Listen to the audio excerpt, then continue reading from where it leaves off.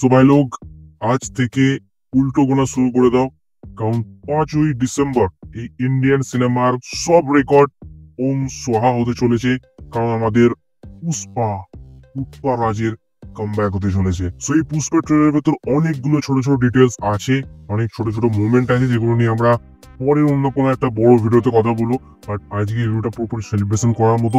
আর আমি যতদূর জানতে পেরেছি, পুষ্পার রান টাইম হতে চলেছে 3 ঘন্টা 10 মিনিট। মানে এটা আচ্ছা কাঁচা লম্বা মুভি আমরা দেখতে চলেছি, আর এটাই তো চাই ভাই, এটাই তো চাই আমার সুকুমার ডাইরেক্টর সুকুমারের কাছ থেকে।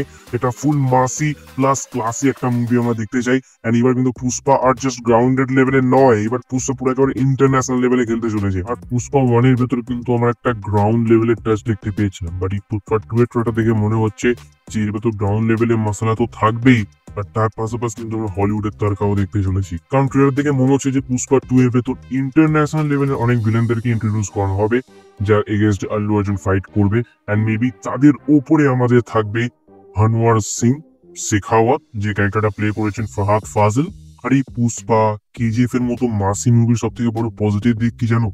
এর প্রেজেন্টেশন। মুভিটা যেভাবে আমার সামনে প্রেজেন্ট করা হয়, আমাদের দেখে তাক লেগে যায়। তুমি এই ট্রেলারের ভেতর ফাহাদ ফাজিলের এন্ট্রিটা দেখো, যেভাবে আমাকে ইন্ট্রোডিউস করা হবে, আরে দিওয়ানো মুঝে পেহচানো। তো এই যে গান দিয়ে যে ইন্ট্রোডিউস করানোর স্টাইলটা, এটা জাস্ট আমার ব্যাডাস লেগেছে।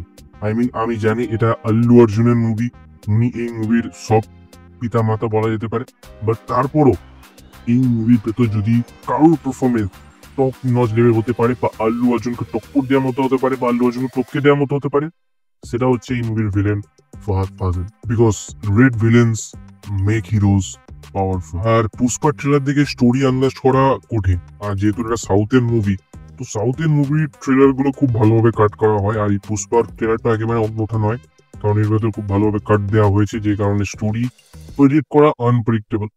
তো তারপরও মনে হচ্ছে ট্রেলারটা দেখে যে এই মুভির ভেতর মেবি আমরা রশ্মিকা মন্দানা মানে শ্রীবল্লীর হয়ে যেতে পারে বা টুপে যেতে পারে, যেটা বদলা মেবি পুষ্পা নেবে।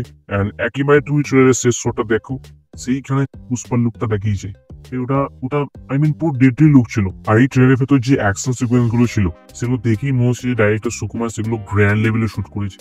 আর এই মুভির ভেতর পয়সা একেবারে জলের মতো বয়ে গেছে, কারণ এই মুভির পারিশ্রমিক কি নিয়েছেন আল্লু অর্জুন 300 কোটি টাকা। এন্ড যে পারিশ্রমিকে বলিউডের মতো 3টে মুভি তৈরি হয়েছে। ইয়েস, তো বুঝতেই পারছো এই মুভির ভেতর একটা আচ্ছা খাসা অ্যামাউন্ট ইনভেস্ট করা হয়েছে। এন্ড নো ডাউট মুভিটা তার ডাবল ইনকাম করে দেবে। সো এক কথায় বলতে গেলে, পুষ্পা 2 এর ট্রেলারটা দেখার পর পুষ্পা 2 মুভিটা একটা টোটাল প্যাকেজ মুভি হতে চলেছে, যার ভেতর আমরা একটা তাগড়া হিরোর সাথে তাগড়া ভিলেনের ফেস অফ দেখতে পারবো, হালকা রোমান্স দেখতে পারবো, আইটেম নাম্বার থাকবে, কিছু মাগি ডায়লগ থাকবে, যেমন পুষ্পা নাম শুনকে ফ্লাওয়ার সমঝে গ্যা ওয়াইল্ড ফায়ার মে। তো এটা একটা নতুন একটা ডায়লগ ছিল, ডায়লগ বাজি দেখতে পারবো।